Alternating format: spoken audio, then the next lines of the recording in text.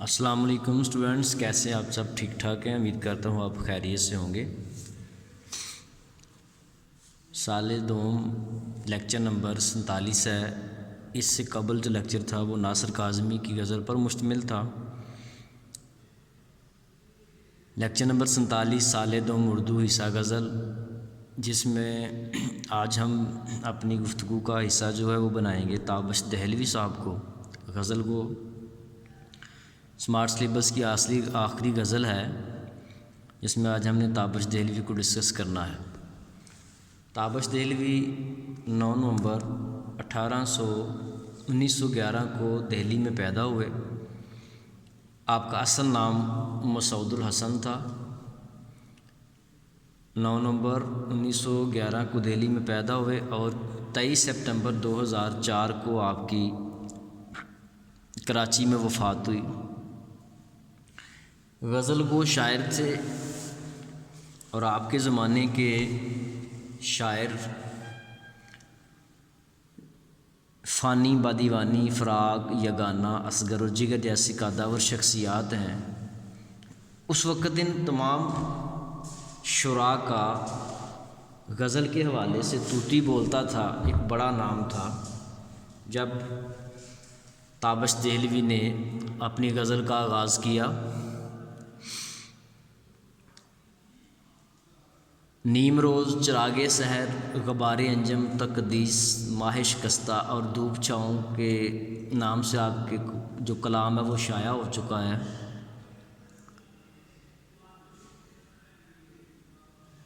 مضامین اور یادداشتوں پر مشتمل تصنیف دیدوا باز دید منظر عام پر آ چکی ہے۔ حکومت پاکستان کی طرف سے آپ کو نشان پاکستان بھی دیا گیا۔ آپ کی پہلی غزل کو موضوع سخن، موضوع بحث، موضوع گفتگو آج ہم نے بنانا ہے، جس کا پہلا شعر ہے کہ سکون درکار ہے لیکن سکون حاصل نہیں ہوتا، ذرا جو دل کو ٹھہرا دے وہ درد دل نہیں ہوتا۔ درکار ہے ضرورت دل کو ٹھہرا دے، دل کو سکون بخشے، درد دل عشق کی وجہ سے دل میں پیدا ہونے والا میٹھا درد اور فرحت بخش درد مندی، لیکن شاید سکون حال ہے اس قدرت کے کارخانے میں۔ غالب نے اس کو رومانوی انداز میں یوں ادا کیا ہے: دل ڈھونڈتا ہے وہی فرصت کے رات دن، بیٹھے رہے تصور جانا کیے ہوئے۔ اس بے چینی، اضطراب اور بے سکونی کو ختم کرنے کا کیا طریقہ ہو سکتا ہے؟ شاعر سوچتا ہے، غور کرتا ہے کہ وہ کیا چیز ہو سکتی ہے جو بے چین دل کی بے قراری کو سکون سے آشنا کر دے، اس کا اضطراب ختم ہو اور وہ ایک جگہ ٹھہر جائے، پرسکون ہو جائے۔ شاعر سوچتا ہے کہ دولت سے، شہرت سے اور دنیا داری کے طور طریقوں سے تو سکون دل نہیں مل سکتا۔ آخر وہ اس نتیجے پر پہنچتا ہے کہ اس بے چینی کا علاج ایک ہی ہے کہ دل میں انسانیت کا درد پیدا ہو جائے، یعنی وہ احساس جو انسان کی انسان سے محبت، اس سے ہمدردی اور اس کی مدد اور خدمت کی بنیاد بنتا ہے۔ شعراء اور صوفیاء کے ہاں درد مندی کا ذکر بکثرت ملتا ہے۔ تابش صاحب کہتے ہیں کہ درد مندی اور دل سوزی ہی قلب مضطر کو سکون بخش سکتی ہے۔ افسوس ہے کہ درد دل یعنی درد مندی اور دل سوزی کے جذبے سے انسان محروم ہے، اس لیے بے چین ہے۔ اس شعر میں ایک چھپی چھپی تمنا موت کی بھی ہو سکتی ہے، کیونکہ انسان یا دل کو اصل سکون تو موت کے بعد ہی حاصل ہو سکتا ہے۔ کچھ ایسی ہی خواہش کا اظہار شیخ ابراہیم ذوق نے بھی کیا تھا، لیکن ساتھ ہی ایک خدشے نے سر اٹھایا کہ وہاں بھی سکون میسر ہوگا یا نہیں۔ چنانچہ فرماتے ہیں: اب تو گھبرا کے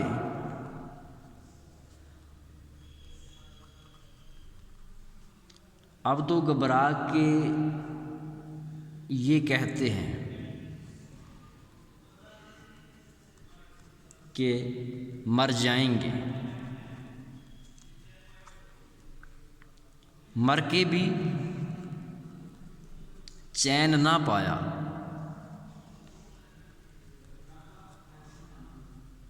تو کدھر جائیں گے؟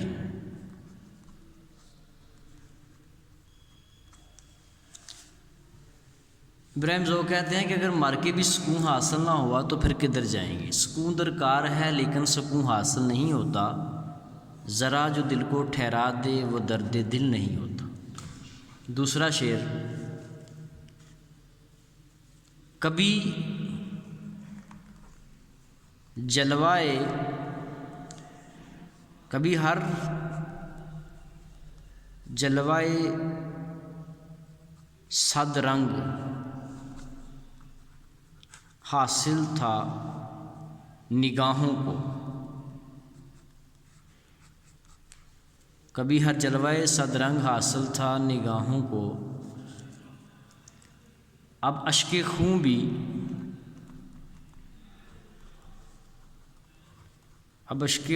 بھی چشم شوق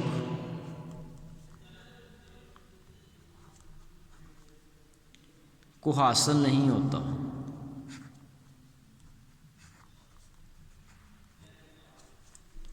کبھی ہر جلوائے صد رنگ حاصل تھا نگاہوں کو، اب اشک خوں بھی چشم شوق کو حاصل نہیں ہوتا۔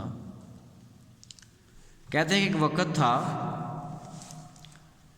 کہ قسم قسم کے نظارے ہمیں نصیب تھے، قسم قسم کے منظر ہمیں نصیب تھے، 100 طرح کے رنگ دیکھتے تھے، نگاہیں کو خیرہ کرتے تھے۔ اب اشکے خون کے آنسو، نظارے کی تمنا کرنے والی آنکھ۔ ایک زمانہ تھا کہ آنکھ حسن و دلکشی کے قسم قسم کے جلوے دیکھتی تھی۔ یہ جلوے محبوب کے بھی ہو سکتے ہیں، قدرتی مناظر کے بھی، اور شاعری کی پسندیدہ کسی اور شے کے بھی۔ بہرحال یہ نظارے دل کی خوشی کا باعث بنتے تھے۔ شاعر کے لیے یہ صورتحال ایک نعمت مترقبہ تھی۔ وہ سمجھتے ہیں کہ شاید یہ ہماری زندگی کا سنہری دور تھا جو بہت جلد گزر گیا۔ مرزا داغ کے ہاں بھی کچھ ایسی ہی صورتحال چل رہی ہے۔ گزر گیا وہ زمانہ کہیں تو کس سے کہیں، گزر گیا وہ زمانہ کہیں تو کس سے کہیں، خیال دل کو میرے صبح و شام کس کا تھا۔ گزر گیا وہ زمانہ کہیں تو کس سے کہیں، خیال دل کو میرے صبح شام کس کا تھا۔